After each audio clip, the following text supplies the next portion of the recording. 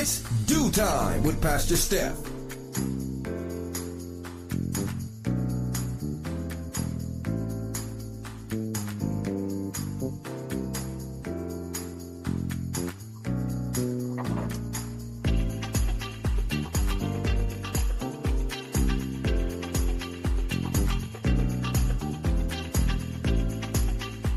Good morning, good morning, good morning. Rise and shine. You're on with this Dew Time with Pastor Steph. How are you this morning? That's what I like to hear. That's what I like to hear. For this is the day the Lord has made. Let us rejoice and be glad in it. So, where were you yesterday? We started the week shaking the Monday morning blues with the Dew Time crew, and we talked about traits of someone who chronically attracts negativity. And we had a fantastic conversation yesterday. We talked about the people who like to feel or who like to be isolated and alone. Are they people who typically attract negativity? Yeah, absolutely. Because that's what they like. They like to be alone. They like to be, all by themselves. And, when that's who you like to, be around because that's what you like, then of course that's who you're going to attract. You're not going to attract those lively people, those people who are always out and about and, looking to get involved. So yeah, isolated and alone, definitely some traits. What about those who have that emptiness that's going on the inside? Yeah. When you don't have feelings of being full, that have full, not have empty, that have empty, not have full. But when you just don't feel anything inside, it's very hard to connect with people, especially with people who are go-getters and people who like to be out there and people who like to, approach other people. And, you just, those people, they just are very opposite. They just out there. Everybody knows who they are.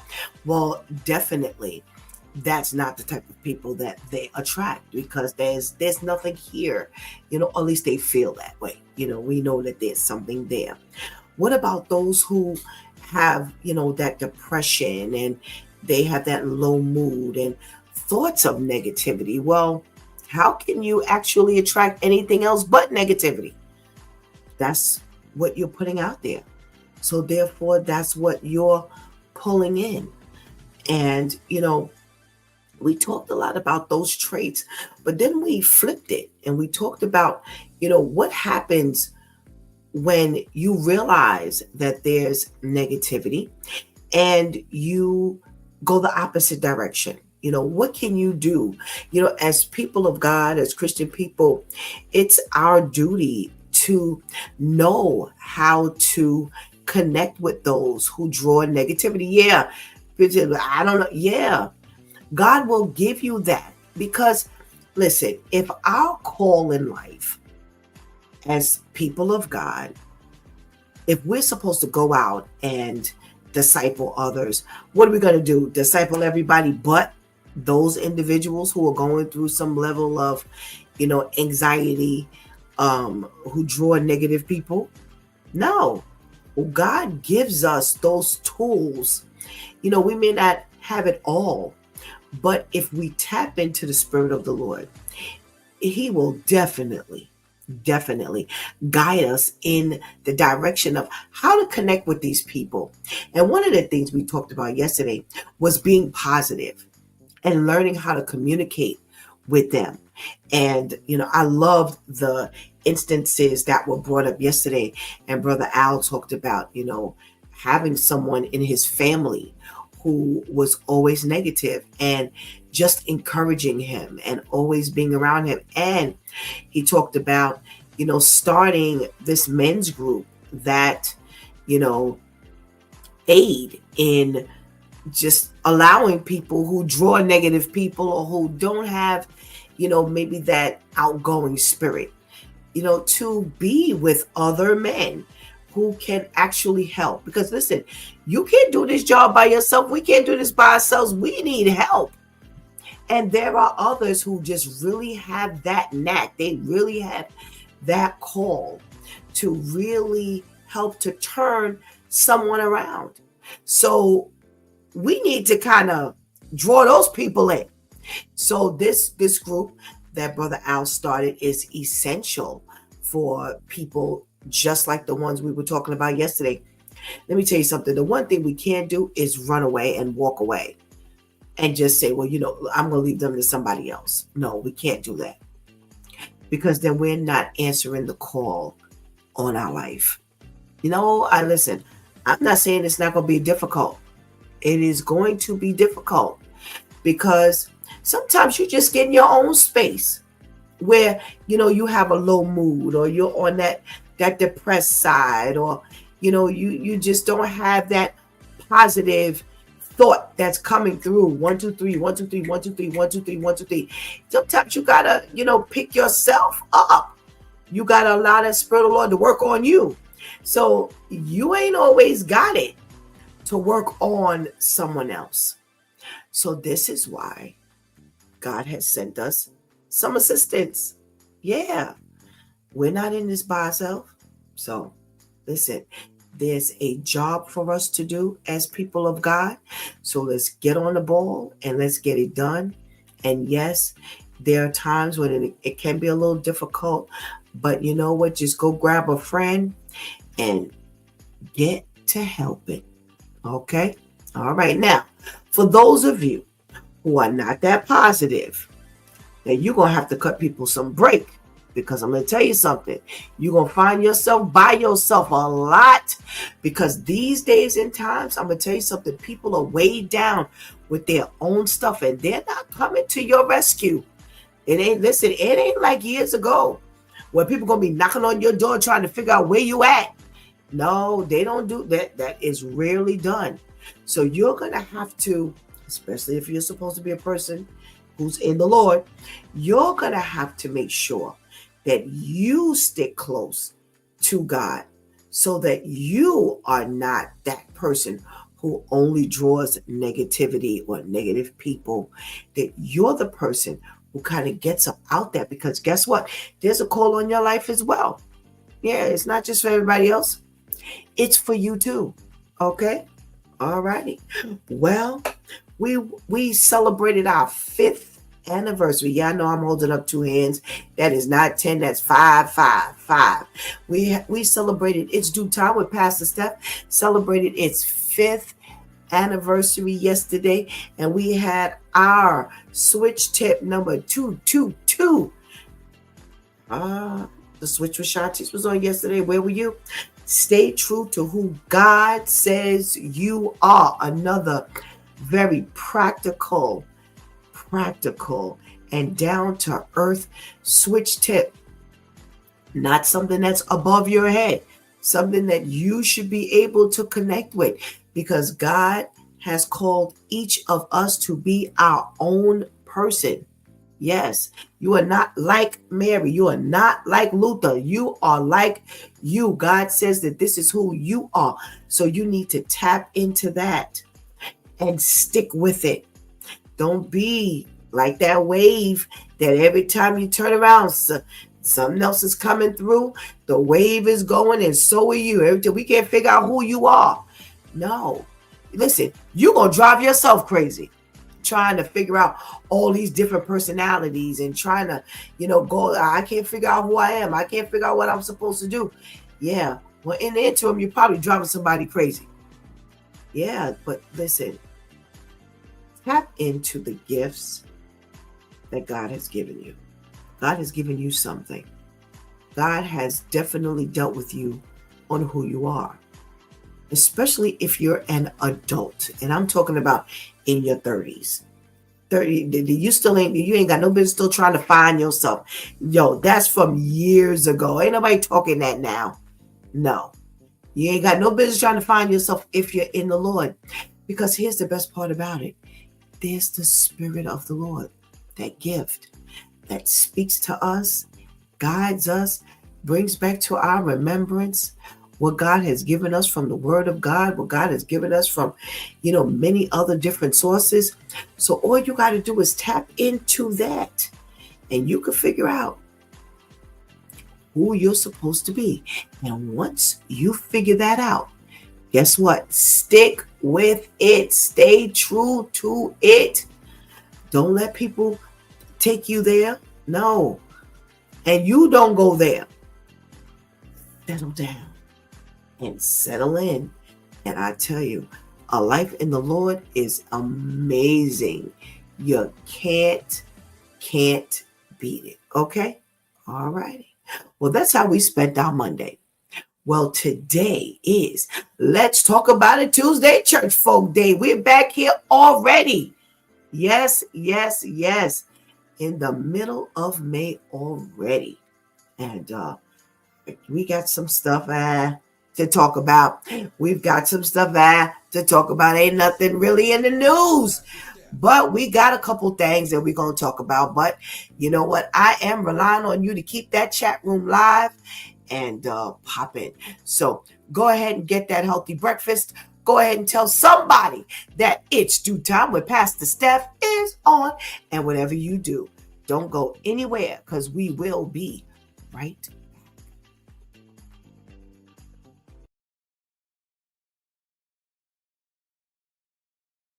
It's a black city so wealthy, it was called Black Wall Street.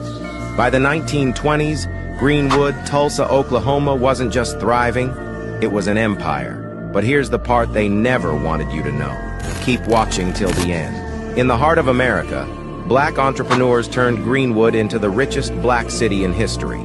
Black Wall Street had 600 black-owned businesses, luxury hotels, private doctors, and even 6 private planes. The people of Black Wall Street weren't just surviving, they were thriving. Doctors so skilled that even white patients came for treatment. Real estate moguls who owned entire neighborhoods. Bankers who financed black success. Imagine sending your kids to school in tailored suits, because education was that important. Wealth flowed through every street, high-end restaurants, jazz lounges, and grand theaters. But ask yourself, if Black Wall Street was so successful, why isn't it taught in schools? This story proves something powerful. Black success was always possible.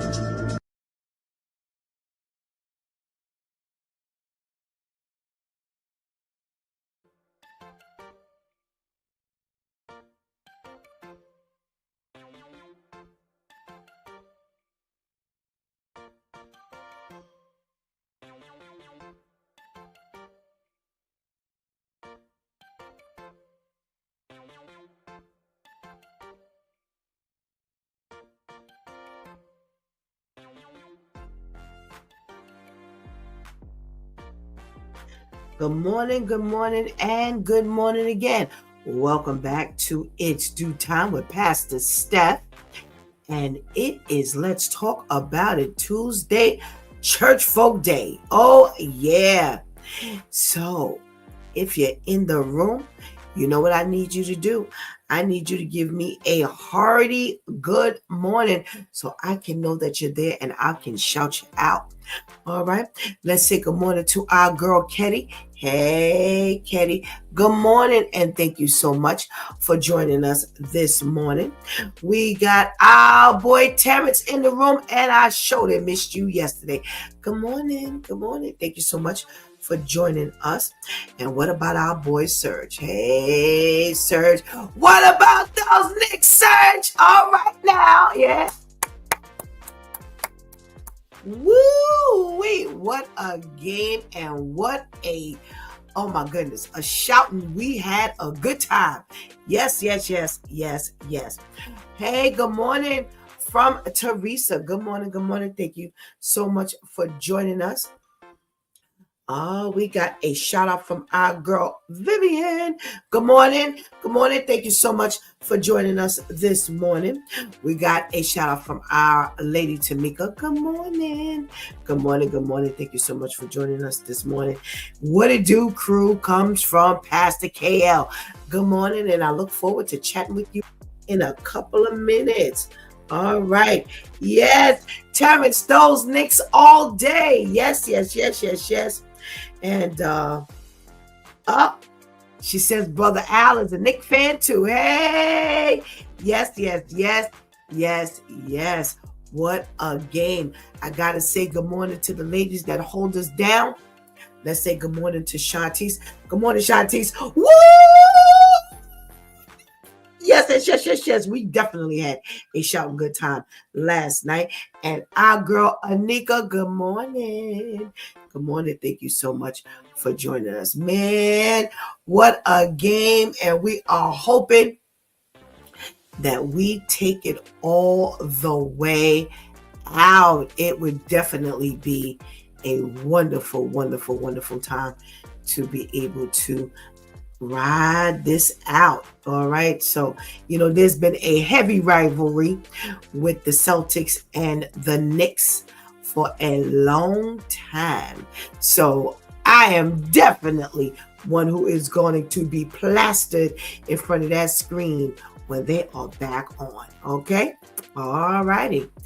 Well, you know how we do on Tuesday morning. We get us a little list of some things to talk about.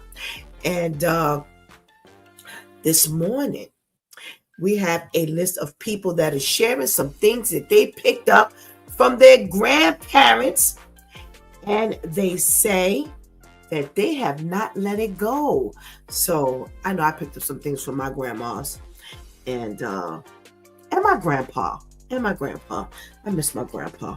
As long as it's been since he's been gone, when I think about him, I get so teary-eyed. Yes. So I definitely miss my grandpa. All righty. So I'm going to take off these glasses. Oh my goodness, I can't see a thing. All right, here we go. My grandma kept notes on each family gathering, what food she made and how much what other people brought, who came and what was left over. She kept them on index cards and could look up and plan using the card that fit the upcoming event. She had it down to a science. I now do that. I do not have it refined, but someday I will. Wow, what an interesting thing to do. Because then you pretty much see what worked and what didn't work, right? Right. See, grandmas think about this kind of stuff.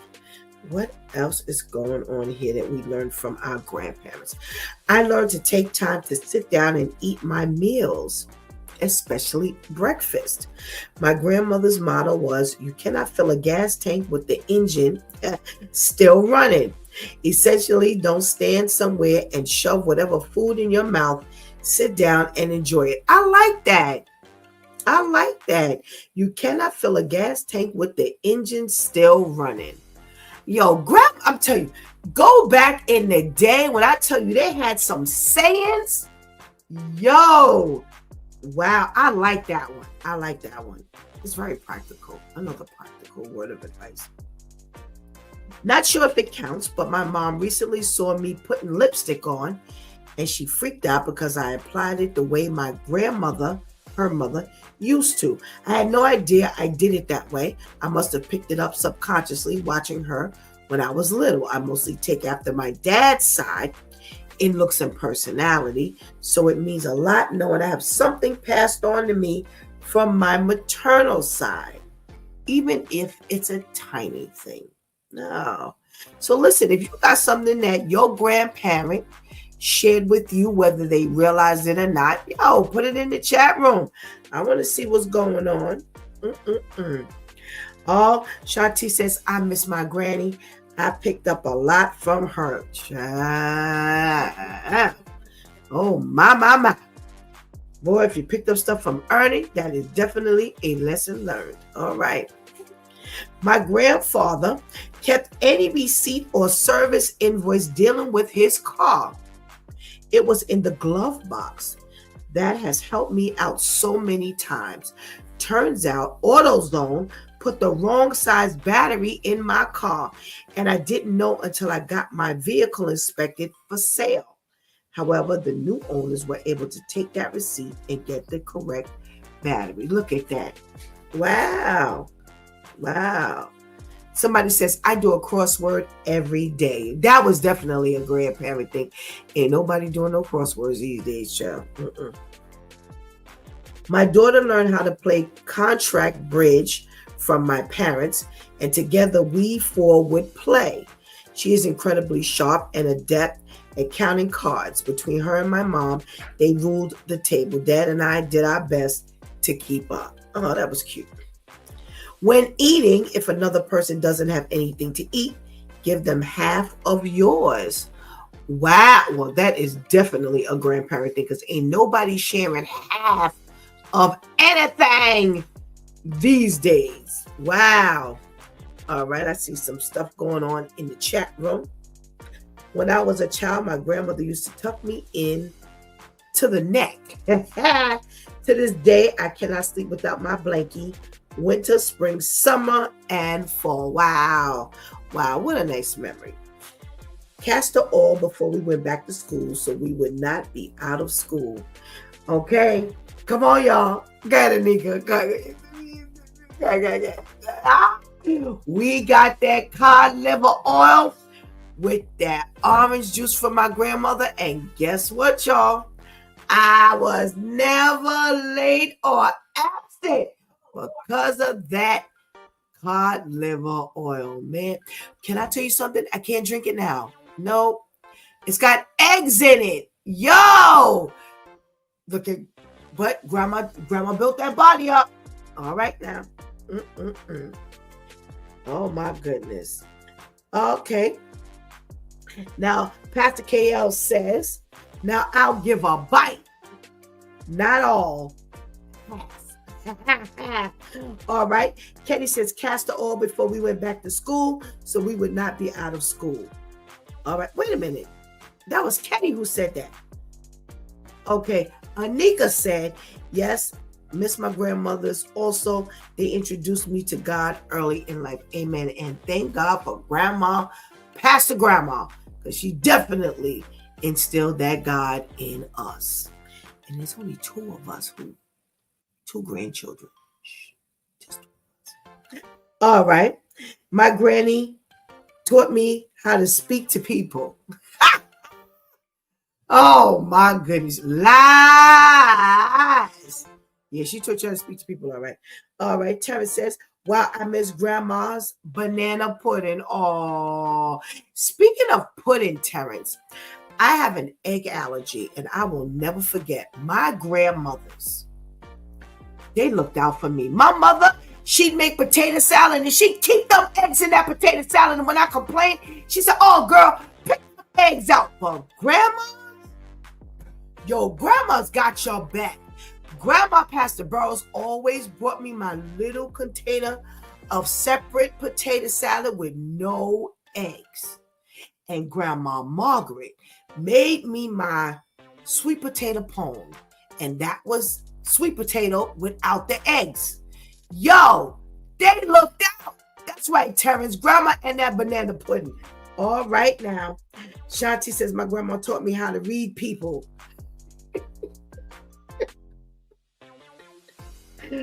Oh, God. No comment. All right, my grandmother's favorite snack was corn chips. I think of her when I eat them on occasion. Oh, that's cute. My grandma was the only one who could fry chicken wings that would come out perfectly golden. All right. My grandmother got on my first roller coaster with me. Oh, and she probably never got on a roller coaster again. Oh, my goodness. Let's see what else people have submitted. All righty. My grandmother's canned fruits, vegetables, and tomato sauce from fruits and vegetables they grew. Although it would be much more convenient and cheaper for me to simply go to the stores to buy these things, I grow and can the fruits and vegetables from my own garden that I don't pick and eat that I, pick and eat fresh. Oh, nice, nice, nice, nice. I always shake the milk carton. My grandparents had friends with cows and only drank raw milk, and not shaking it up left a very real possibility of swigging down a chunk of naturally formed butter. Wow, what an experience. My grandma would always tell my brothers and me to walk into school with our right foot on the first day, and I now can't enter any building with my left foot. It just feels wrong. Yeah, sometimes they gave you like those crazy elders, gave you those crazy habits, right? Let's see what else. I got into sewing because of my grandpa. My grandpa, he was a quilter, and although I was more interested in clothing, I still learned about quilting and have worked on many quilts. When he passed, I inherited all of his fabric, 6 massive containers full, which I continue to use. Wow. Nice. Let's see what else. My grandmother, Gray, taught me to use a wet paper towel to wipe up the dirt I swept with a broom. The paper towel gets it all. Wow. They taught me how to garden and make soups, noodles from scratch. Wow. Okay. Getting up early. It really is true that the early bird gets the worm. I love getting up early and going to get groceries because there are no crowds. It's also nice to feel like you have your whole day ahead of you. Being awake before the sun is up with a cup of coffee is so serene. I understand why Grandma loved waking up early. Oh, okay. Wow, what else we got in the room? Pastor Brenda, my maternal grandmother taught me strength and resilience. I miss her Barbadian cooking. Wow. Nice. Thank you. We never get anything from you, Pastor Brenda. That's nice. Nice submission. Yes. Yeah, I tell you, when you think of the things that your grandparents taught you, if you were just blessed enough to even have your grandparents, my grandpa taught me family. Yeah. Every Sunday, he'd pick us up, me, my mother, my sister, sometimes my uncle, and we would go to, we'd pick up Auntie Pam, and then we'd shop, and then we'd go to Auntie Brenda's house for dinner. And it was just, I don't even know if he knew what he was teaching us, but it just kind of instilled that family. And I remember he used to sit at the table and Auntie Brenda brought him his food and sat it in front of him. And I'm getting teary-eyed. I don't know. It's something about when I think about him. Now, my grandmas lived till 92 and 94. So they lived a lot longer than he did. But for some reason, it's something about Grandpa that just does it to me. I don't understand why, but it does. So grandpas are always like, as much as I love Grandma and how much my grandma's meant to me, my grandmother lost her sight. And it was so interesting.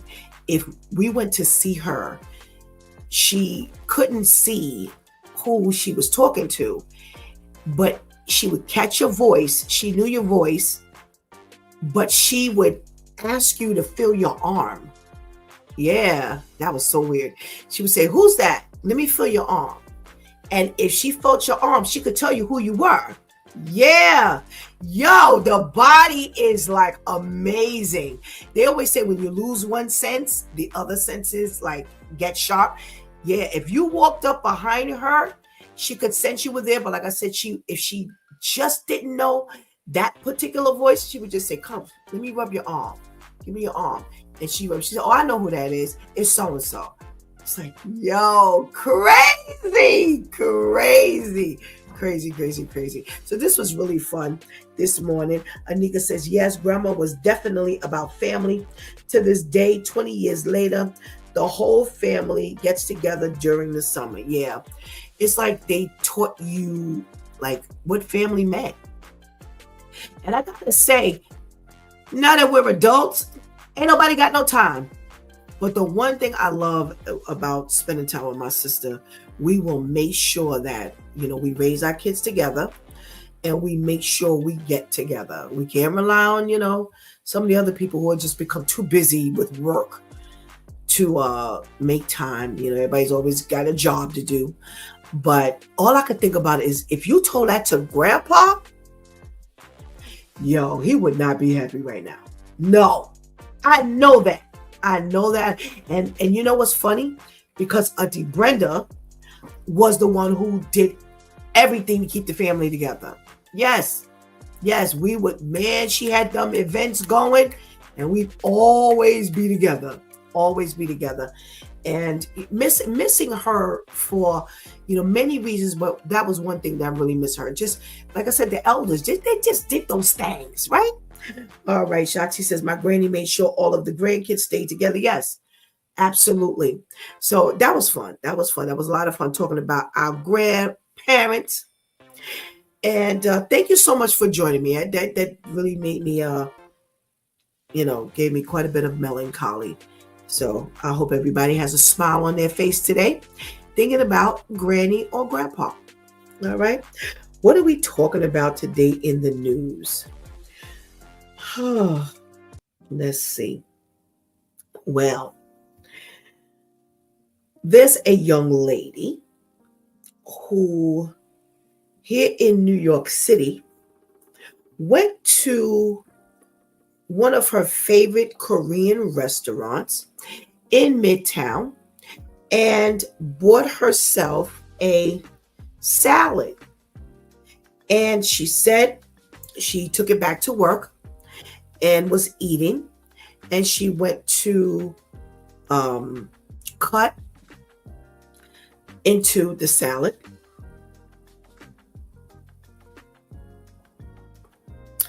And found a rodent. Yes, she says she is not physically sick. I'm upset. I'm traumatized, is what she said. Hannah, 27, told the magazine they actually have a picture of it in the middle of her green salad. She said it was about 4 or 5 inches, 6 inches long. And she said it was a bowl of spring mix, grilled salmon, and some type of beef and toppings when she noticed that she wasn't eating just her spring mix, salmon, and beef toppings. And here's the thing. So she said she went in the bathroom, she regurgitated, and she went back to the restaurant. And they are now saying that the store is too clean. The restaurant is way too clean to have any rodents in it. They never find any droppings in the restaurant. And they should have picked up the fact that they would have put a rodent when they were serving and making her salad. Now, I believe the store is clean, but I ain't believing you rodent free. I'm sorry. You may not, have them running around while the people are there. But listen, any place that serves food on a consistent basis, ain't nowhere in the world you're going to tell me you ain't never found a dropping. No, it just ain't real. It's just not real. Listen, I'm mad at you. That's such as living in this world and owning a restaurant. But they said that in their opinion, she put the rodent in the salad. Now, they have had instances in the past of people who they have accused of putting, roaches and mice inside of their food to make this claim. And she's resenting this accusation because she said, well, where would I get a dead rodent from? So the Board of Health, Department of Health, is now investigating. Now, I don't know if they'll find whether she put it in or they put it in negligently or it got in there by itself. But they are definitely supposedly looking into it. The one thing they did see was in the surveillance camera, they did see that she had been in the restaurant that day. Now, they so far have not found whether she was the one who put the, additional item in her salad, but that would be a heck of a thing to do. But like I said, years ago, they have had people who have done that, and it wasn't anybody on this side of the fence. No, we ain't trying to touch some things. So she says going forward, she is not going to anybody's restaurant for lunch. She will be bringing her lunch from home. Well, that would be my suggestion. Woo! That was some kind of thought. And like I said, in the article, they showed the if you looked hard and see with all the green stuff, yeah, you could have missed it. You definitely could have missed it. Shati says, y'all keep it up with that Chinese food. Yeah, she's not eating nobody's Chinese food. She's not. And Terrence says it was grilled. Ha ha. Ha ha, Terrence. Them denying the rodent came from them would have caused the problem to get even worse. And you know what?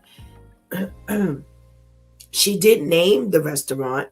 So, that's probably why they're mad and putting the blame on her, because she named the restaurant. She didn't just say, I found this in my food when I ate at Midtown. So, what else? Well, they have another story about an Ohio couple who was swindled out of thousands of dollars. Y'all pay attention. Every once in a while, we'll get the heads up from the authorities about another scam. And lo and behold, there's another one out here. Now, check this story out. Now, I've gotten this kind of call before. So they say Mr. Tony Brown received a call one day from some woman named Emily, who was calling from Money Park Finance.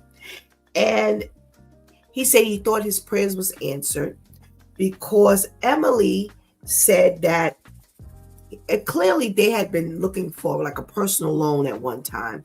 And that's what will happen. Every once in a while, like you'll maybe call somewhere or apply for a personal loan. And then if you can't get it, they'll call back later and they'll say, are you still looking for that loan? So that's what happened. So they called and he thought his prayers was answered, like I said, because he thought that, we couldn't get the loan back then, but we're getting this personal loan right now. He said they wanted to get a down payment on a new home and they wanted to buy some Christmas gifts for their kids. And Emily just happened to call and offer them a chance to borrow $8,000. Well, here's what happened. She told him to go and print out, to go buy. Yeah, that's what they did. To go buy some paper, a certain type of paper, and print checks onto the paper. So they sent them some template of a check, and they in turn were supposed to print the checks on this specific paper, take it to the bank and deposit it. And it was several checks. Now they don't say how, the increments of the checks should have been or would have been, but in the article, but they told them. And they said periodically go to your bank and deposit the checks. Now, also, they told them to go buy some gift cards and forward the codes to them on the cards. So they were running around trying to get this done because there was a time limit to get it done. Yeah. So he says, I'm getting off work and I'm running around the county trying to get these checks done and deposited, and then have to turn right back around and go buy gift cards. So they say the bank accepted the first one. He said, I was like, this might be cool. I didn't know she was going to make me do it again and again. Well, they got kind of fed up with this process, and he went to the bank, and they had to talk with the bank representatives, and they locked their bank account, and now they were responsible for paying back thousands of dollars for all the fake checks. Now, here's the problem. The banks might give you like refunds on, let's say, Ubers and things that are external.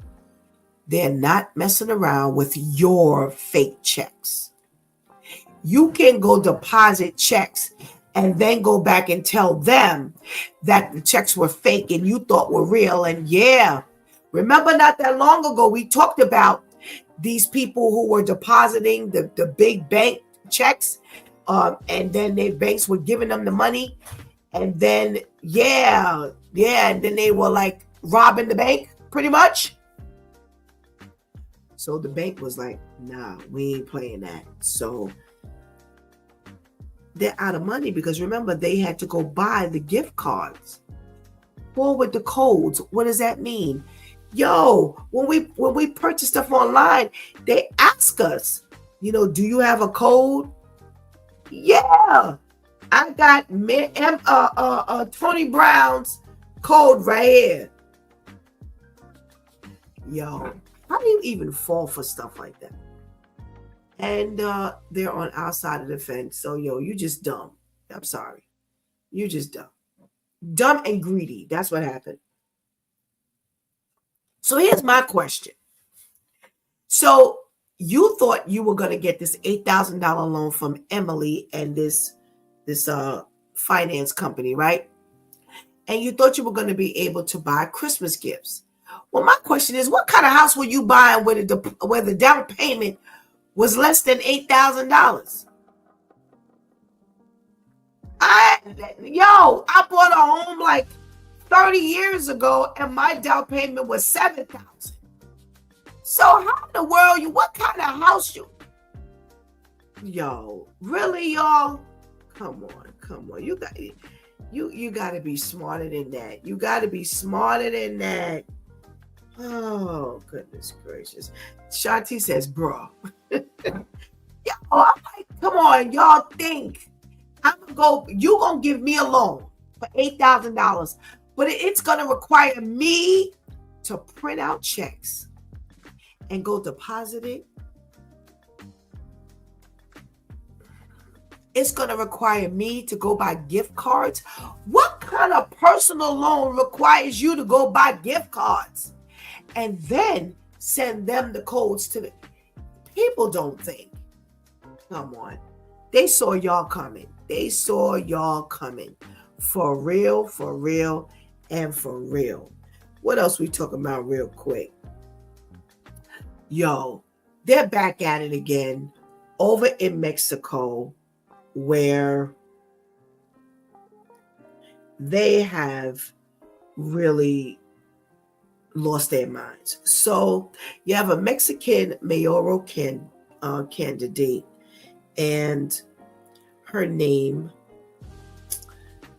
beautiful face, beautiful smile, but they gunned her down while she was doing her parade thing along with a couple of other people.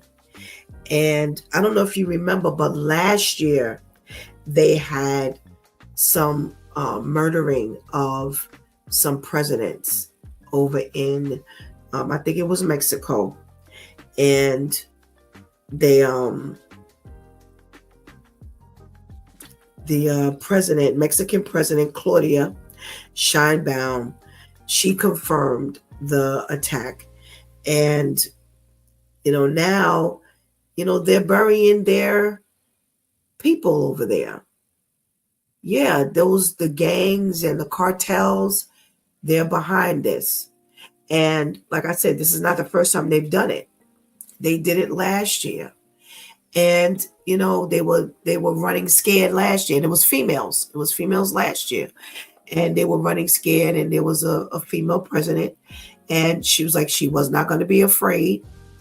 But I'm sorry, it ain't worth my life.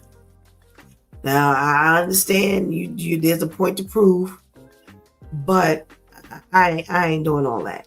I'm sorry, that's not happening. That is so not happening. So God bless, Mexico and all of the craziness that they're going through. And, we really got to keep, these places lifted up in prayer. We here in America, we don't experience a lot of the stuff that they're experiencing out there in other countries.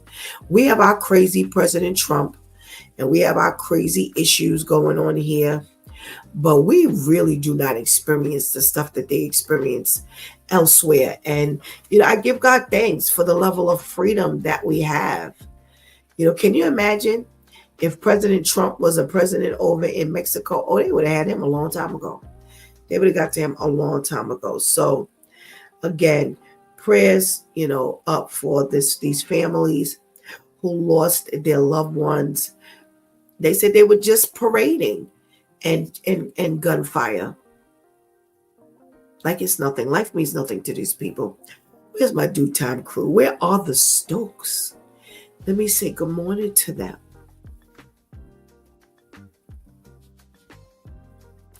Good morning. Hey. Good morning. Good morning. Good morning, Pastor Steph. How are you? Good. How are you? I am well, thank you. I'm well. I can't get us so excited because the last time I got excited that you were on, I was criticized. No, that's just straight hate. No. He'll be all right. He'll be all right. Oh my goodness gracious. Oh my goodness. But as always, it's wonderful to see you both, and we'll deal with him later. Yeah. Let's see. We got some stuff to talk about this morning. What is this? Terrence says they feel for it because they really needed money and assumed they hit the lottery.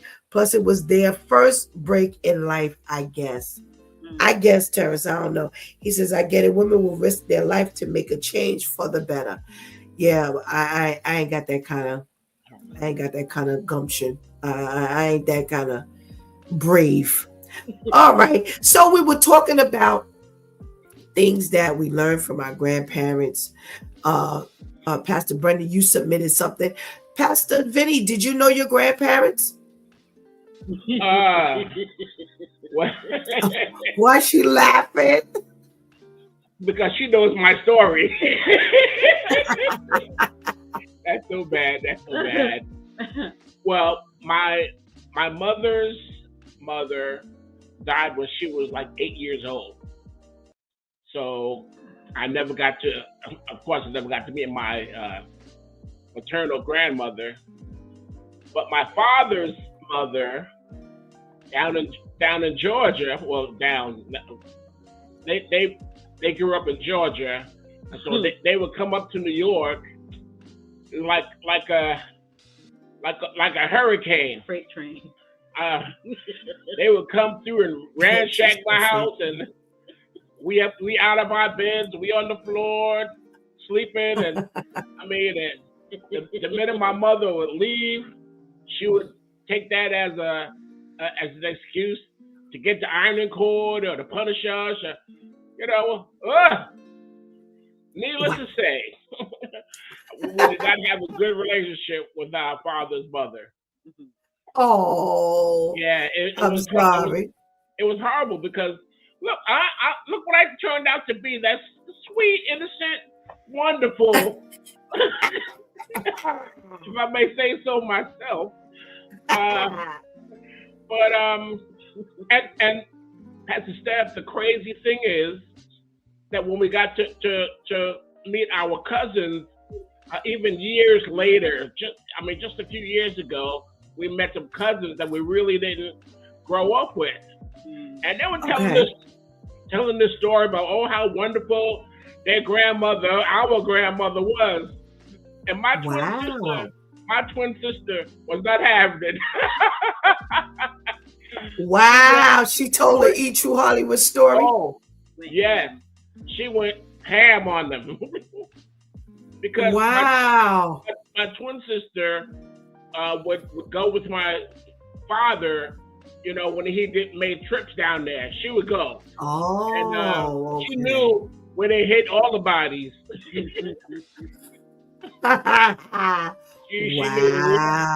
knew the real deal. But I'm thankful because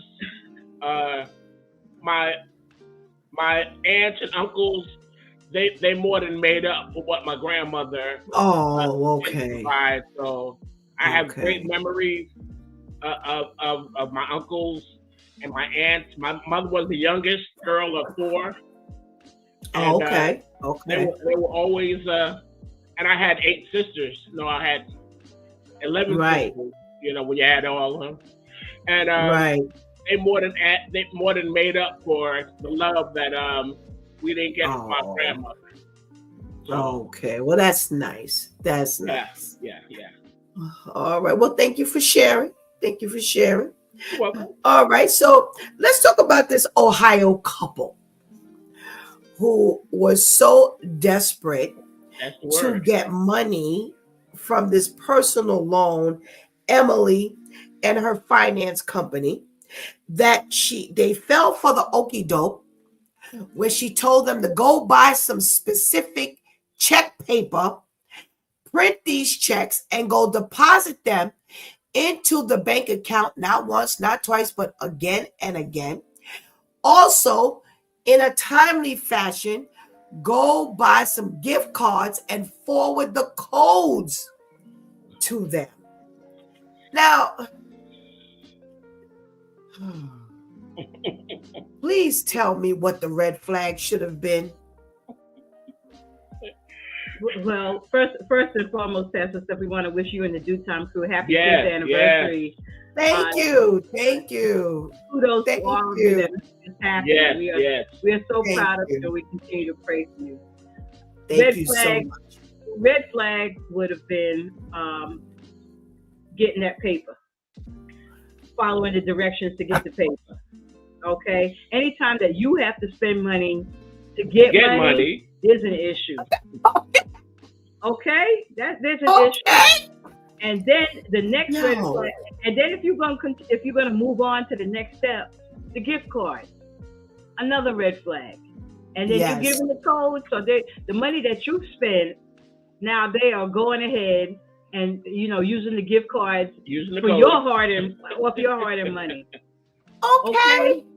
I'd also like to tell the audience too to watch out for, of course you don't answer calls that you don't know the number from, but now a lot of these calls are generating from AI. They're generated from AI. So you may hear the same name, but from a different number. If you don't know the number, don't answer it. If it's that important, they will leave a message. And even if they leave a message, you need to vet and make sure that it's on the up and up. Pastor Brenda, it's just, like I said, I've gotten calls like that, because at one point I was trying to get a personal loan, and, they've called later years down the line. It's like, is this Stephanie, do you, you were trying to apply for a loan, and no, thank you. No, thank you. Anytime I want to apply for a loan, I'm going to reach out to you. And I do know for a fact that yes, they keep your numbers and things like that. And I'm sure because I remember the name of the company. So I knew that I had, honestly, But no, I don't need you calling me. When I'm ready, I'll call back. And like you said, there's just some red flags that you just don't fall for. Shanti says, why would I need you to forward me the codes from your gift cards? Right. Your gift cards. Exactly. Right. What sense would that even? But you know what's scary? How much it's two brains. Couldn't put that together. How much did you say the amount was for? 8,000. They were trying to get an $8,000 loan. So I don't know how much, but they now owe the bank thousands of dollars, including the money that they spent on those gift cards. Mm-hmm. And the bank is not giving back any of that money. As a matter of fact, they did that. They did that of their own free will, especially with right. Who were the checks made out to? Did they say? Well, remember now, it would be made out to them. That's why they could deposit the checks. That's fraud. Of course it is. That's fraud. Of course it is. And knowingly, that's fraud, and even some type of larceny if you want to even get even deeper. Yes. You're not getting a dime back. No. This is why the bank is not trying to hear that. And like I said, Pastor Brenda, a couple of months ago, I did a story of the I think it was Chase, it was JP Morgan Chase, and a couple of other banks that they had run into this scam where there were people who were making checks out to themselves and depositing the checks, and they were clearing part of the checks and giving it, and I mean thousands of dollars, Pastor Brenda and Pastor Vinny, thousands of dollars the banks were clearing, and then they would realize that the checks were fraudulent. No. So they were out of hundreds of thousands of dollars. So they're not going for this nonsense now of the finance company told us to. Yo, and you went and bought bank paper? Why would I need to go buy bank paper? Are you Lord have mercy. Yeah, there we go. There you go. And desperation is a terrible thing. Desperation it'll have you doing, if they thought that this was the only way that they were gonna get this, their mind wasn't working, totally in a logical fashion. Sadly to say. Right. It's like if I can get this money, we're on Easy Street. Meanwhile, not paying attention to, hey, we're putting out all this money. What are we getting back? Absolutely. I got a question for the two of you though. All right. So they were trying to get an $8,000 loan, which is what Emily told them that they were going to get. They wanted to use the loan for a down payment on a house and Christmas gifts. Please tell me what kind of house they were getting with an $8,000 loan. A Barbie, a Barbie doll house. And that's wait, they're frozen again. They had to share with Malibu Stacy. Yo, they crazy. It's the desperation today. It's they heard 8,000. It could have been 5,000. I think they would have the same response. Yeah. They're so desperate. These are hard times. Some people are doing all right because they planned and they were able to really keep themselves on level ground. But some people are really out there struggling. Right. Struggling. Any kind of thing like that, it's like a godsend. It's like Christmas in January, Right. Absolutely. So, I feel for them, but it's time for us to wake up. Like you were talking about the grandparents, we need to key in on some of those grandparent lessons. Right. Absolutely. The kids today will say, "Thank you so much." Yeah, you're doing too much. Pastor Vinny? The kids today, they would say, "Oh, you're doing too much." When it yes, laundry list of things to do. Oh, that's yes. Absolutely. Absolutely. Shanti says, when I answer a call, if they don't say something, as soon as I say hello, I hang up. That delay they get to me is a sign. Absolutely. Because like you said, Pastor Brenda, AI, they're dialing these and making these calls. And there's a time where there's a lapse in the time when you answer and they answer. So yeah, I'm hanging up. I'm not, you see somebody on the phone. Hello. Hello. Hello. Goodbye. Goodbye. Yes, after the first time I say hello, you don't say anything, I'm hanging up. It's like I'm gonna spend 15 minutes on the phone saying hello. Hello. Hello. Hello. Get off the phone already. Oh my goodness gracious. Thank you so much for joining us this morning. Where's that Pastor KL at? Because he's probably behind this fraudulent check writing.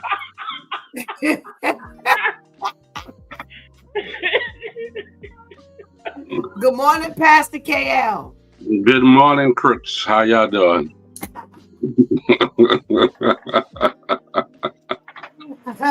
I'm well, thank you. How are you? I am well as well. Good. All right. So please, I asked the Stokes, and I'm asking you, what's the red flag here when you pick up the phone and Emily says, hey, I want to give you an $8,000 loan, but here's what you got to go do. You got to go print. You got to go buy some check paper, and we're going to send you a check for you to print. Go deposit the check, not once, not twice, but 3-4 times. And we need you then to go buy a series of gift cards and forward the codes to us. What's the red flag, Pastor KL? Well, I already don't have no money. That's why I'm asking for a loan. So why am I going to spend money that I don't have? I'm just, that doesn't make sense, right? That'd be my first red flag. When you say I got to buy something, I'm trying to buy something, but I can't buy something and then buy something. That's a red flag. So I'm just not understanding the logic. Now let me take it from another perspective. You guys know I work retail. So this thing that you guys are talking about has been the biggest scam there is. So what happens is that people will call the phone and say, hi, I'm from IT tech support. It seems like one of your systems are down. Go and get one of those cards, because we have gift cards. Go get one of those gift cards and let me tell you what to do. Go in there and act like I'm the customer, and I need you to scan it. And when it asks you the amount, put $500 on it and then cash it out. And once you cash it out, give me the number on the receipt. It's been done thousands of times to retail. Wow. Ain't this something? Ain't this something? All in the name of IP. Wow. How about we do it in the name of KL? There's 2 letters. Wow. Amazing. Wait, shot. Okay, so Terrence says they had money and just needed 1,000 more, and plus we know they had money because they had at least $1,000. Shati says the red flag is that her name is Emily. Why? What does that even mean? Oh my goodness. And Shati says, ha. Yes, Pastor KL. Oh my goodness gracious. All righty. I got a story for you all, and I wanted to talk about this for a little bit, and then I got a video to show. But the story is this. There's an elementary school out in Michigan, and they're having a talent show.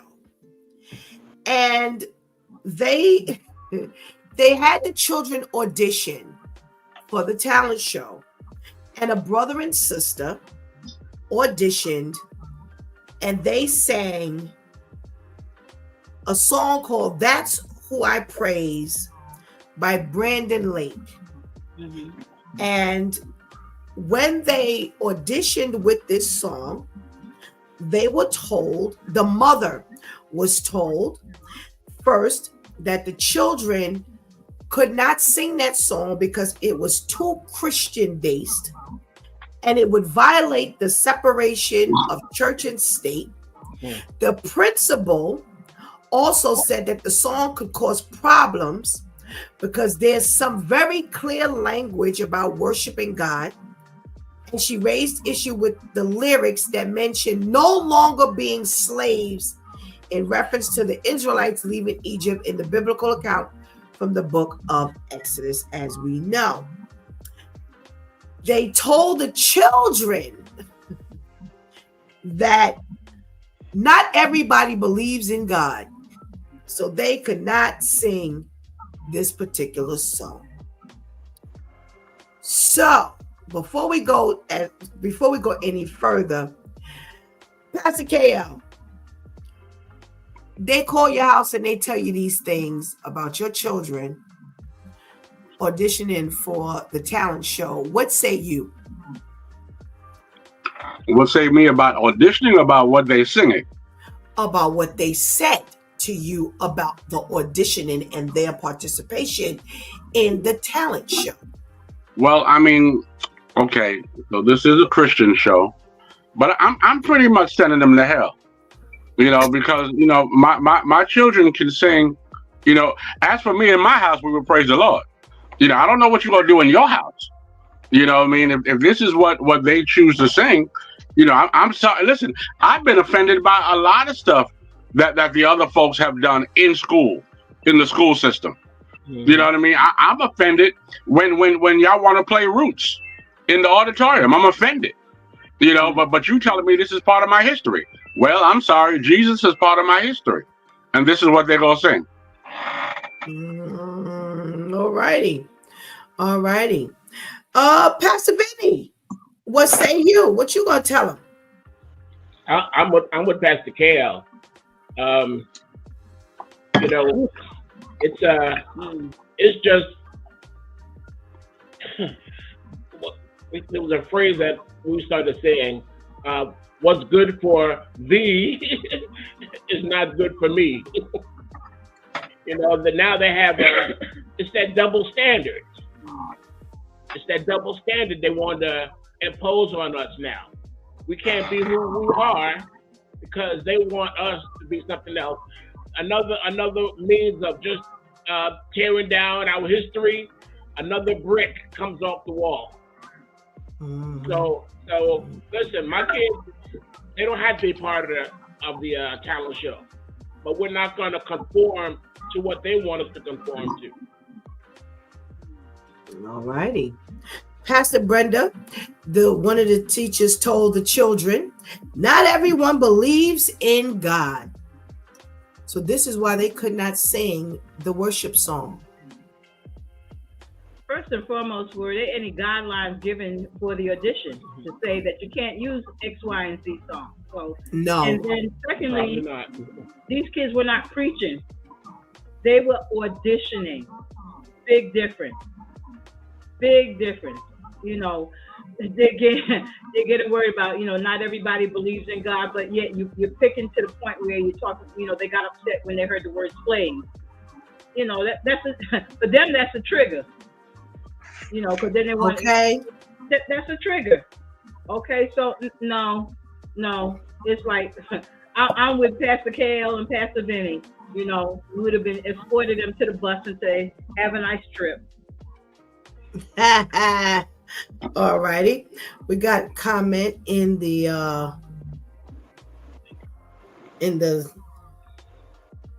okay, of course it would be Shanti's. That's right. Don't tell my babies they can't sing about their children. Meanwhile, they can have satanic clubs in schools, a drag queen reading to my kid in the library. Go sit down. My child would have said, not everyone believes you're smart enough to be a teacher. Meanwhile, you're still here.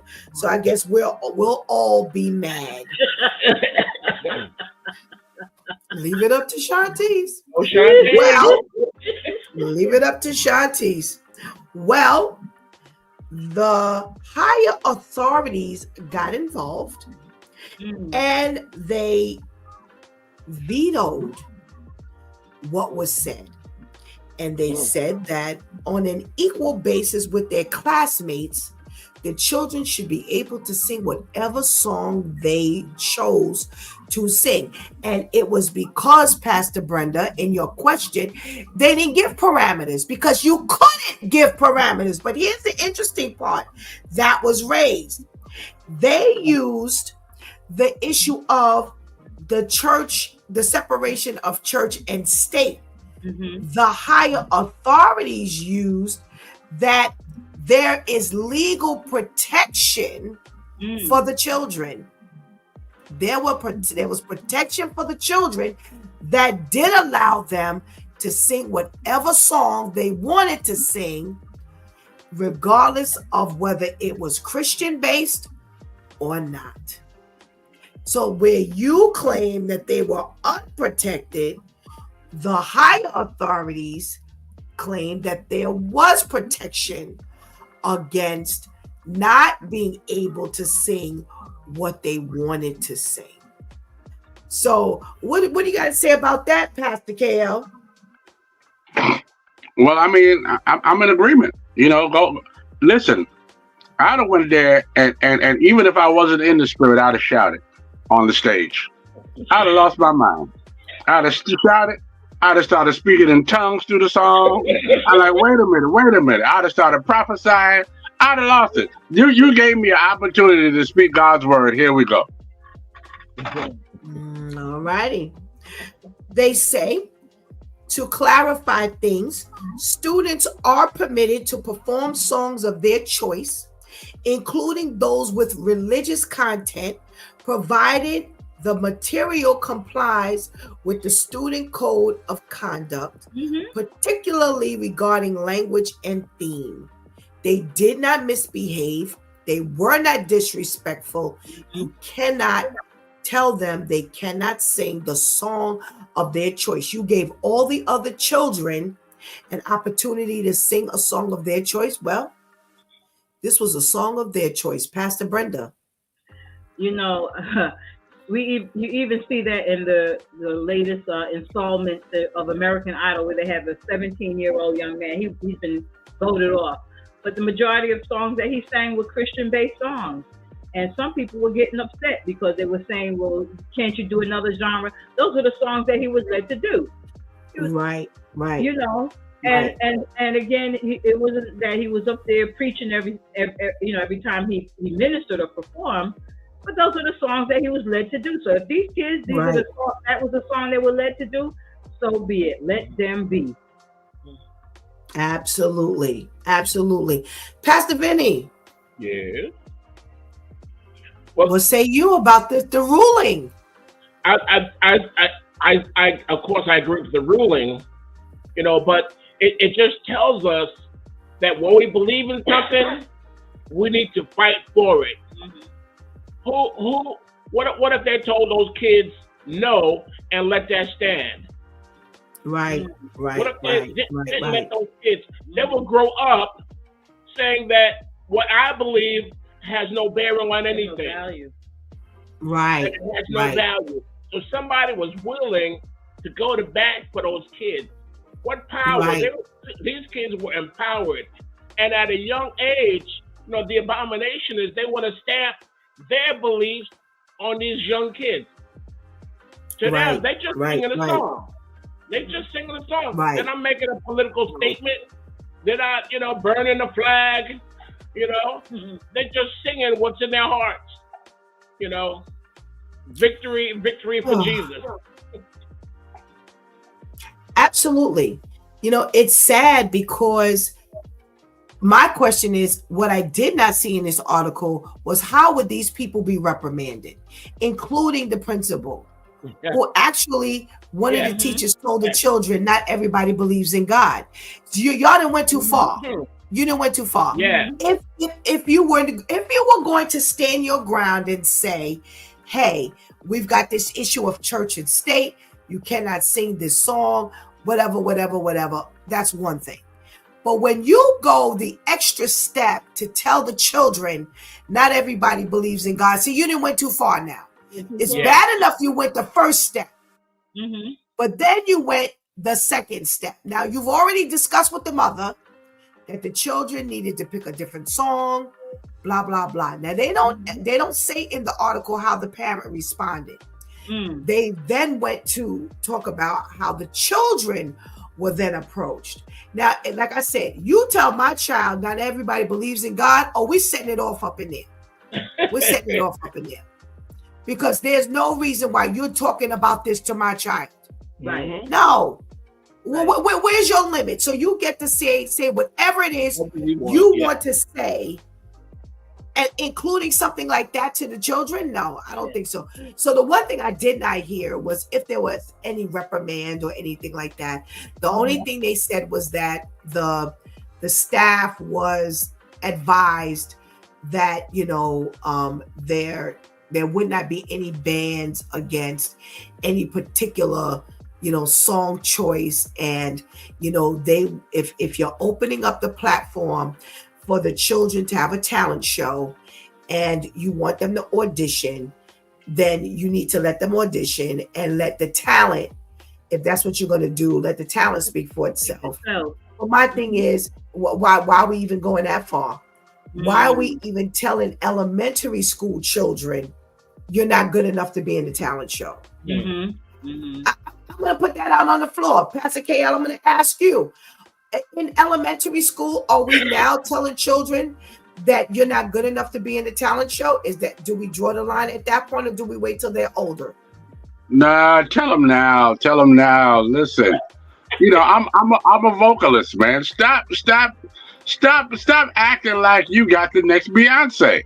No, you can't sing. You need to go draw. Go to home ec. Make a pie. But don't go from, listen, I know people. Don't go up there embarrassing me. No. Tell them now. I'm sorry, Pookie. You can't sing. You might be a 40-year-old rapper someday, but right now you can't sing. Oh my goodness. Dr. Brenda, do we tell them at the elementary school age that you're not good enough to be in this talent show, or do we wait till later? No, tell them now. Tell them, hey, baby, you got to work on your skills. If this is something because thank you. They can't carry a note in a bucket down the street. Okay. So yeah, I'm with you, Pastor Kale. Find something else to do. Look, your gifts will make room for you, and unfortunately, that singing gift is helping you out the door. Or whatever gift oh my it is. Goodness gracious! Wow. No, the earlier you start, because then when they get older, then they're gonna get their feelings hurt, and then they're gonna act out a certain way. Nah, get that little temper tantrum out early. Let little Susie Q and Bobby J act out now. Give them a few corrections and let them go on their way. Next. Oh my goodness gracious! She said little Susie and Bobby J. Pastor Vinny, do we tell them now, or do we wait until junior high school to tell them? Junior high school, those kids are brutal.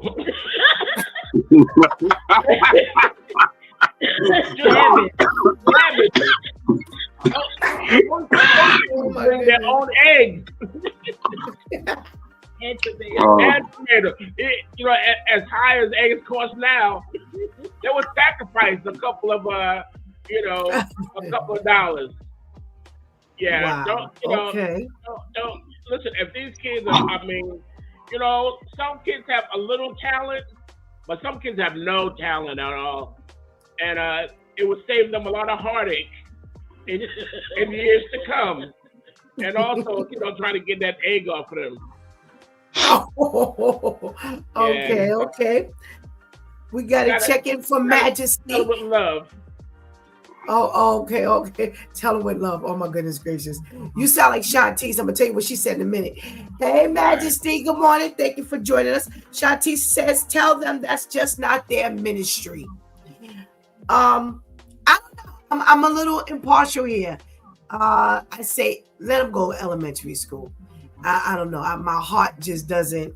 Now I would tell my kids Girl, don't you go up there auditioning for no. Ma, I want to audition for the talent show. What you gonna do?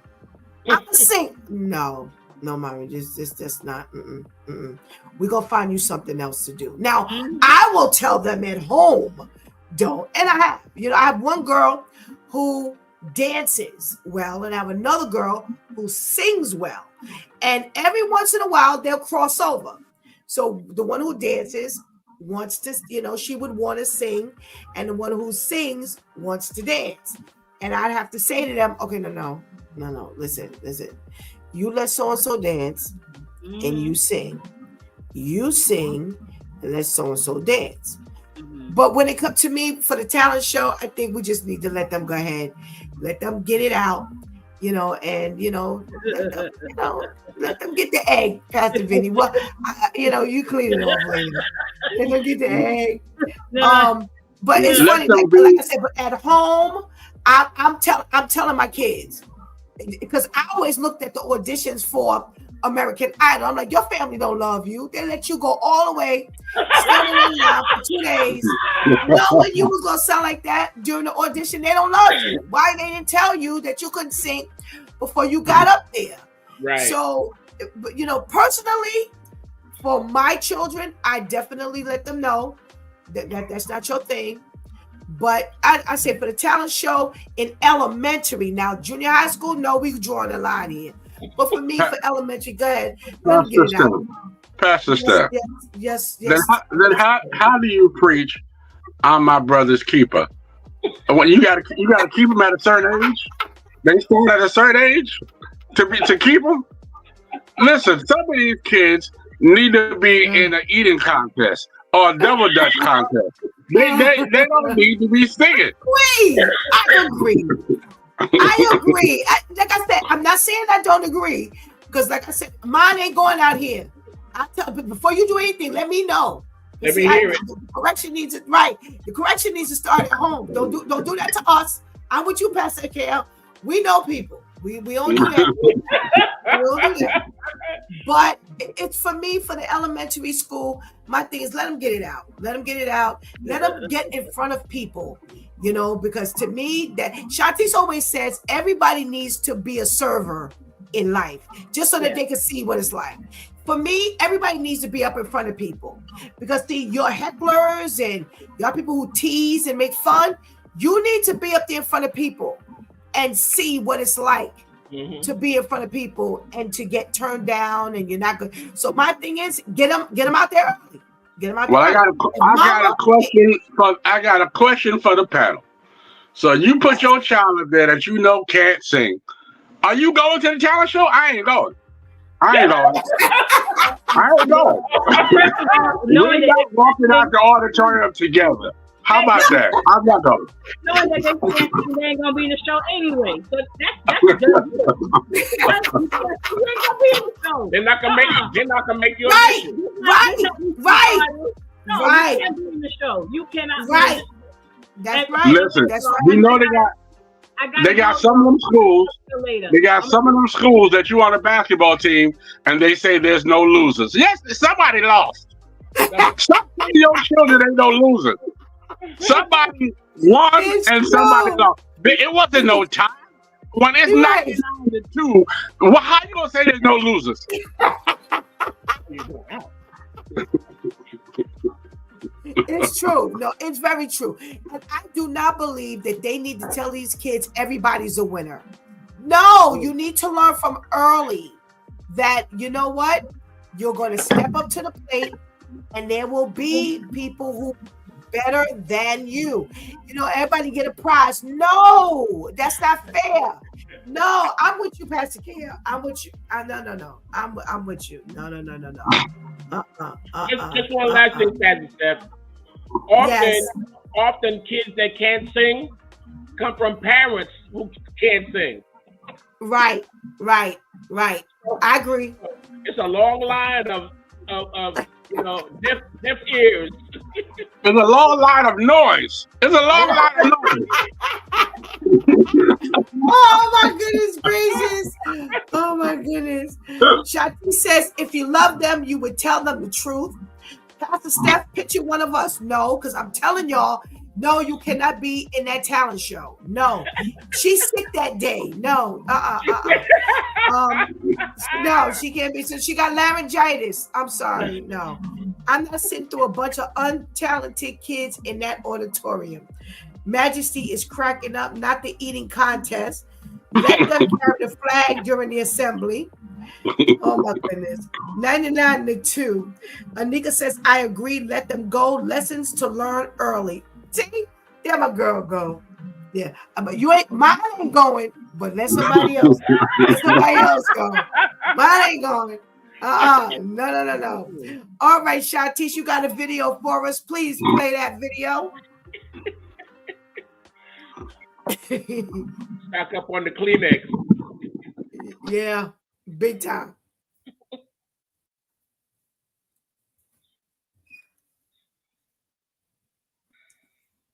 Folks are planning for 3 generations, and we're planning for Saturday night.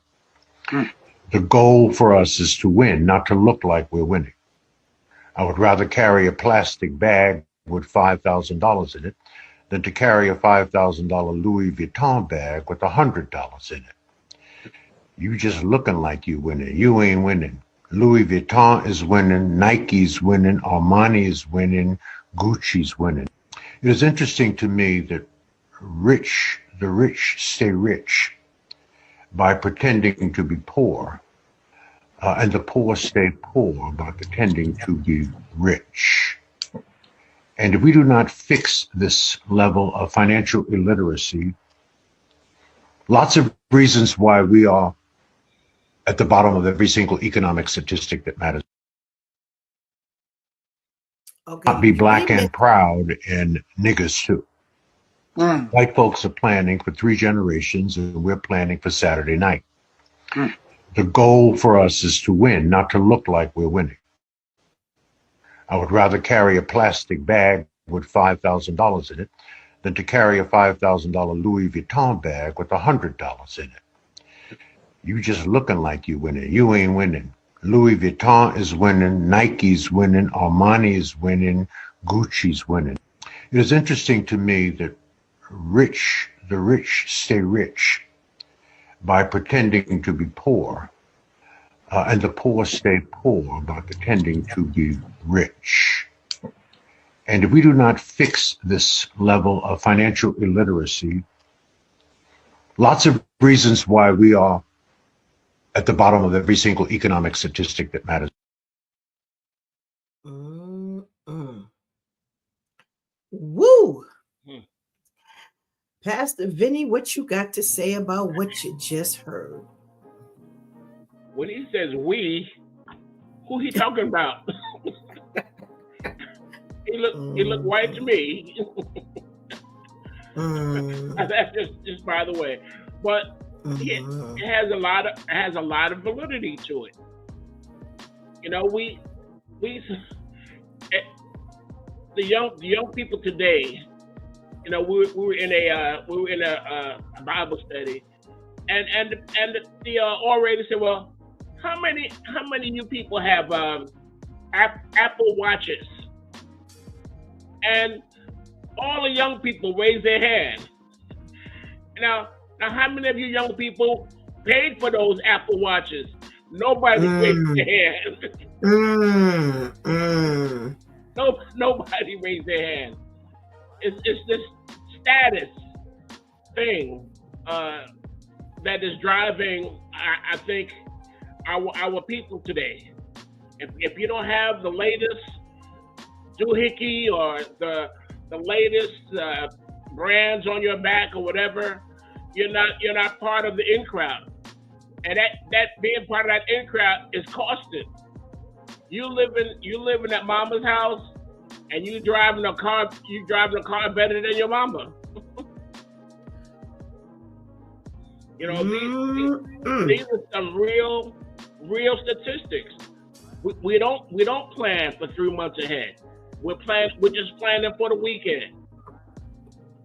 And that's Brenda's dad would call that voodoo economics. Voodoo economics. In short order, it's going to turn around and bite you where it hurts. Well, okay. Pastor Vinny. Pastor KL, what we talking about here? Listen, I've seen this before, and I thought that was so profound and so to the point. You know, we run on lines when the new shoes come out, when the new games come out, the new this come out, and the people who have created this, you know, the Michael Kors, the Michael Jordans, who have told you blatantly that I don't make my stuff for you, and you still going out here buying and supporting this stuff. Right. You know, I think a lot of times we spend unnecessary money and money that we don't have, you know, because we're robbing Peter to pay Paul in order to get some of this stuff. And I heard a judge once say we pay stupid taxes because we do stuff. And then what happens is that now we're behind the 8 ball. Now I got to figure out how to pay my rent, or now I got to pay late dues on the rent. Anytime you pay late dues when you had the money originally, you're paying stupid taxes. You know what I'm saying? If you break stuff in your house because you're upset and you're angry, and now you have to rebuy it to get it back in your house after you calm down, those are stupid taxes. You know, when you go through the red light and you knew the light was red and now you got a ticket, those are stupid taxes. You know, we do stuff, you know what I mean, just because we want to be part of the Joneses. And guess what? Most of us don't even know who the Joneses is. These are just people that we heard of. Right. So we're trying to meet people in our imagination, in our thought process, in what we heard about. But some of y'all never got past the Sanders. You know, but now we want to go to the Joneses. You're not a Jones. You're still a Williams.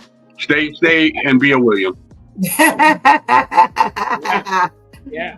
Oh, you know, Shanti says that man said truth. I got a question. So, when we say it on this side of the fence, it's taken one way. When it's said from the other side of the fence, it's taken another way. Thus, the we, Pastor Vinny, says that we're blacks, but we are niggas too. How are we taking this, Pastor Vinny? How should we take this? It's coming from the other side of the fence. From the other side of the fence. Yeah. It's a painful criticism, but it's correct. It's painful to take, but it's correct. It's correct. The other side of the fence, they're always going to be well situated. They're always going to be prepared. Why? Because they're looking into the future. Our future can't be more than a few days old. How are we going to win? How are we going to compete if that's what our mindset is? You know, we always going to be behind the 8 ball. I like that what Pastor Kale said. Stupid tax. And you know, it goes from generation to generation. Somebody got to break the cycle. Somebody got to break the cycle and say enough is enough. Absolutely. Pastor KL, you know, when we say it comes across one way, when the other side of the fence says it, it comes across another way. How should we take this? You know, though we may be offended, we can't be. You know, the truth often hurts. You know, and niggers means ignorant.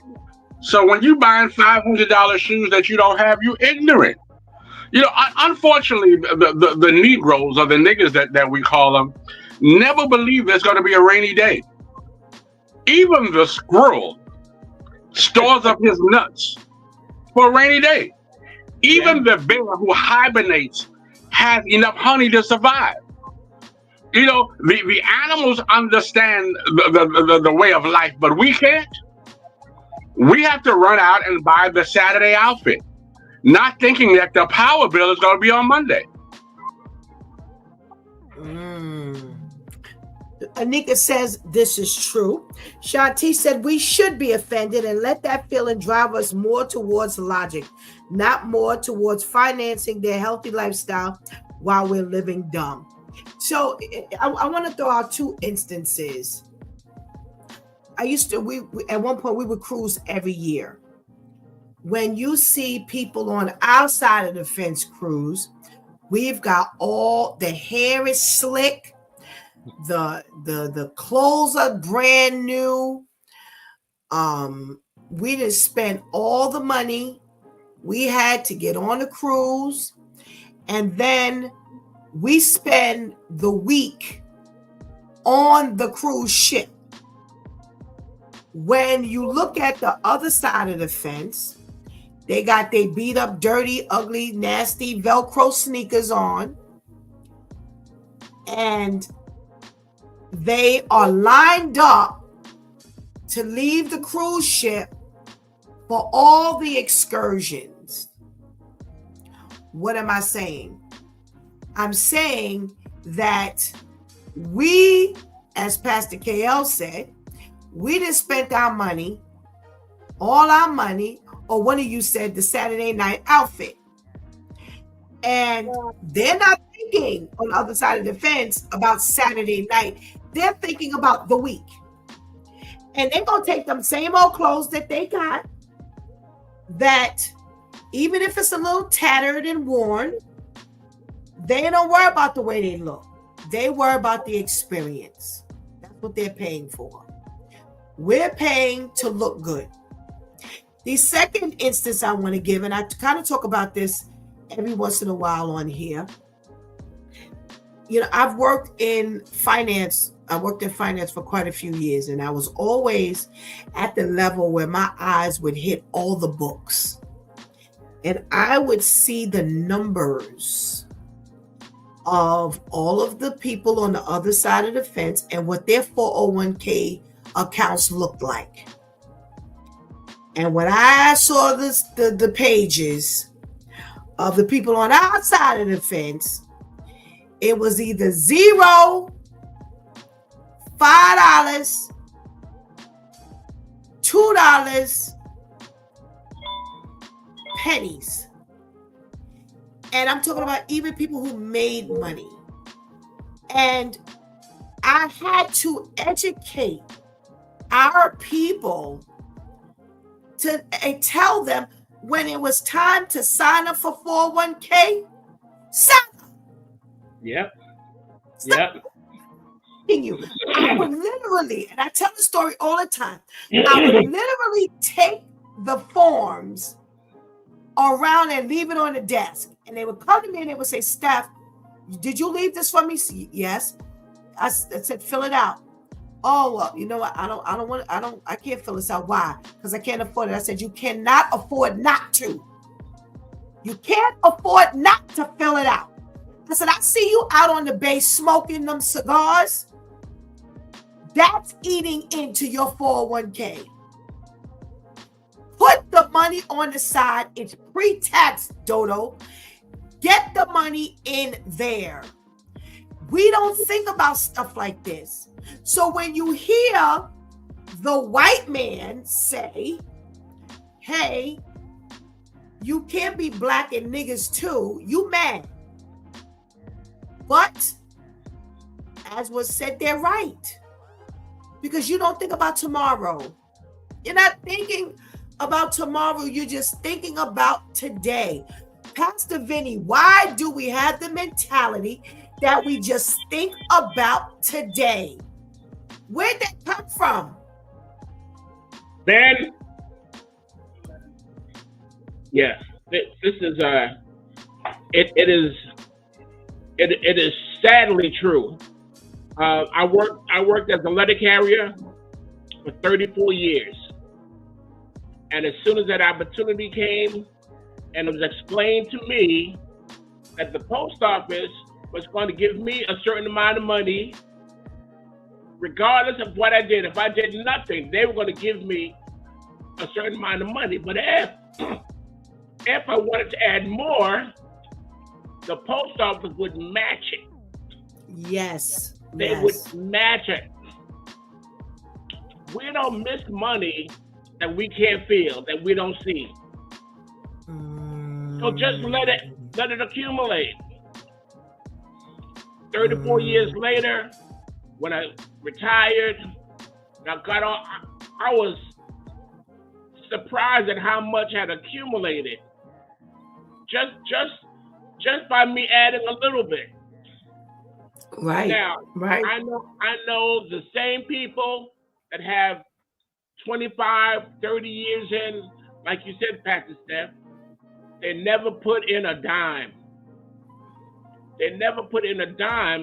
But when they had to borrow, they would borrow against their 401k. They would empty out that account, never put it back. Yep. So now when they retired and they need, listen, you can't take water out of a well that's empty. That's right. Yeah. It's sad. It's sad. When I'm looking at the next generation, when I'm looking at, I know a lot of people, they want their kids to make their own, to do their own. But listen, we have to take some kind of stock of what's going on. Right. It's sad. Right. And you can't talk to them. They don't want to hear anything. Someone was the door. It's Absolutely. sad. It's sad. Absolutely, Pastor Vinny. Absolutely. You just don't plan for the future. Pastor KL, where did this mentality come from? How come we're not making plans like the other side of the fence are making plans? Well, hold on to your seat, because I'm going to tell you. It's funny how the sinner man who never goes to church can always quote the Christian man. Meaning the Christian man always says, well, they say tomorrow's not promised. So if tomorrow's not promised, then I'm going to live for today, because I don't know what's going to happen tomorrow. So it's no need for me to save for tomorrow that's not promised.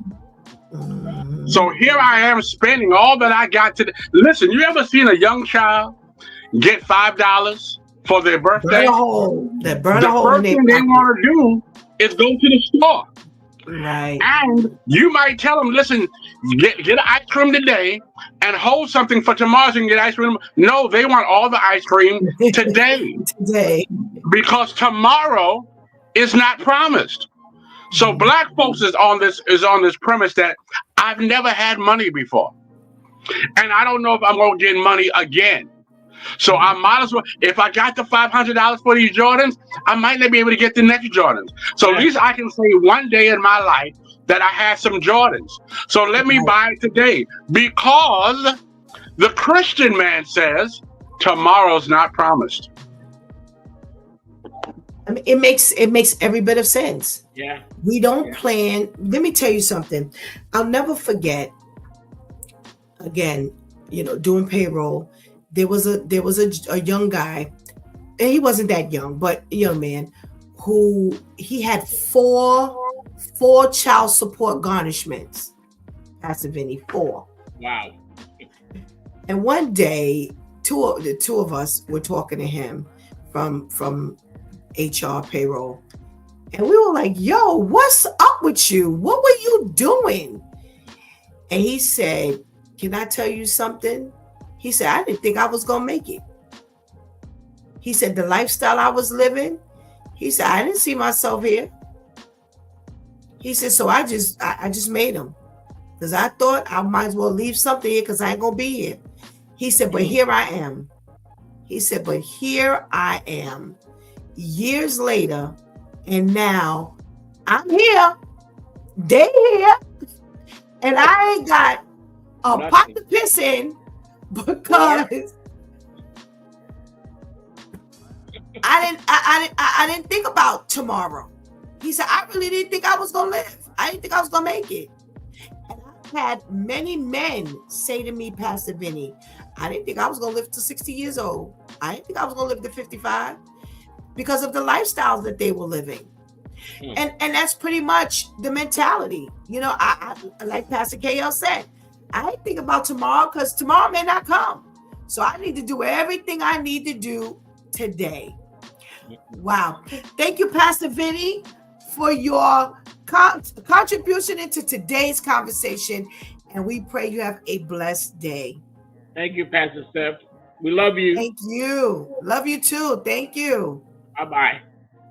Bye-bye.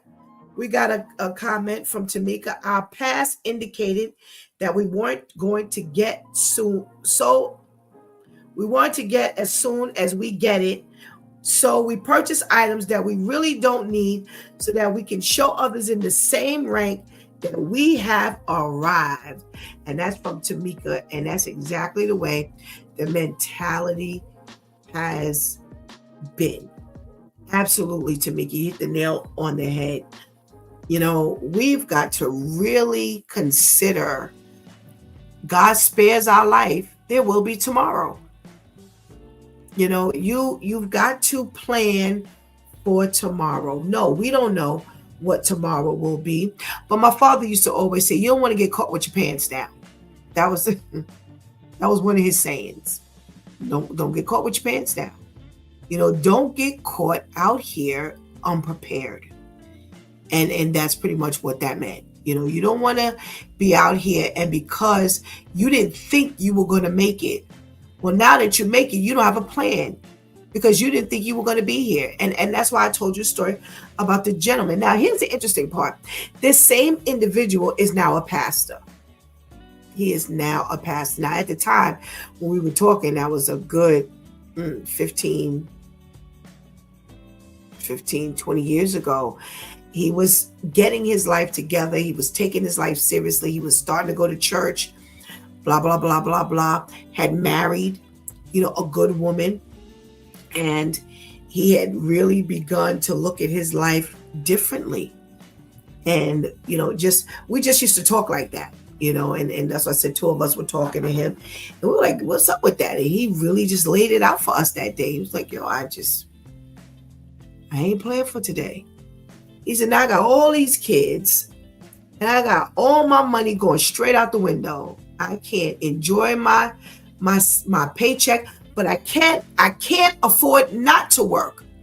So what I had to ultimately say to myself, meaning him, is I have to eat this decision.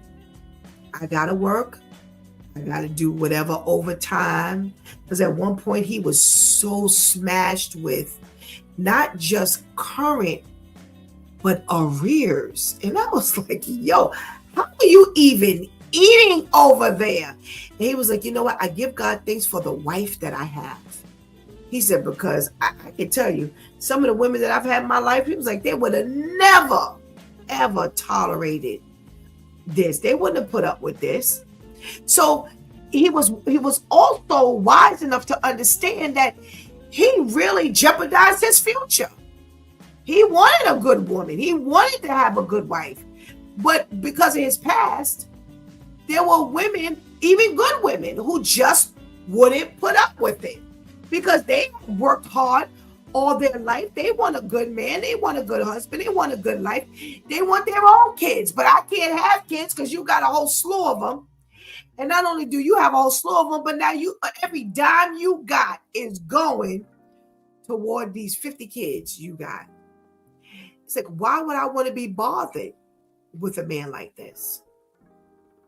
So he was really thanking God, you know, later in you know, subsequent conversations as we talked, and you know, he we started to, he told me he was going to church, and so now we got something else we could talk about because, you know, being that I was a Christian woman, you know, he's a man who's trying to, you know, get his life together, had, you know, found a point in his life where he understood that, you know, Jesus was the answer. He was like, listen, I got to take God because that's the only one that's going to get me through this thing here. And, you know, eventually a couple of children did age out. So he didn't have that support order anymore. And, you know, he was like, phew, you know, but, you know, he still had to give. You know, you can't just stop giving. You still got to, you know, give. But one of the more important things was time. He had moved from, I think, Connecticut to Georgia, and then they had a position open up in Florida. So he ended up taking that position. But time, where was the time to spend? One of his kids, a couple of kids had children. So he couldn't even spend time with that because we don't plan. So, here we are hearing from the other side of the fence. And that's exactly how they look at us, as niggas. We can't be black and niggas too. Putting himself in that vein, putting himself in that position. It's him I'm talking about. I don't plan for generations. I plan, for minutes and hours, pretty much is what he's saying. And, that's the way we're looked at, because that's who we are. And if we're that, I'm with Shantice, if we're that offended, then let it motivate us. Let it motivate us to move in the right direction. I always say to all of you, God has instilled it in me. I don't want to take credit for that.